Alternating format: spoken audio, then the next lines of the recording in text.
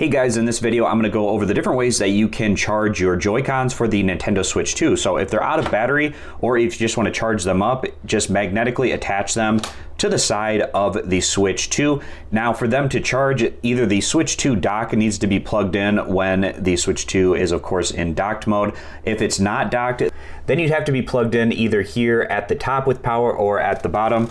And when you're getting power, then you'll be able to charge these up. If you're at 0% with your Joy-Cons, it is going to take them a bit of time to charge this way, maybe about 3 or 4 hours or so, but they will charge up slowly when they're plugged in to the Switch 2 tablet and it is plugged in and being powered up and charged. You can check on the status of your Joy-Cons plugged in to your Switch 2 controller by opening up the controller area.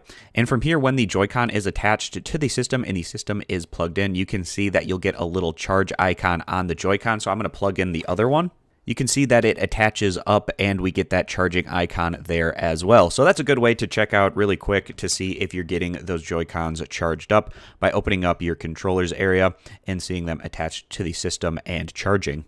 Another way to do this is to find a charging dock for the Joy-Con controllers. Now, you don't want to get a charging dock for the previous Switch 1 Joy-Con controllers because they attach differently.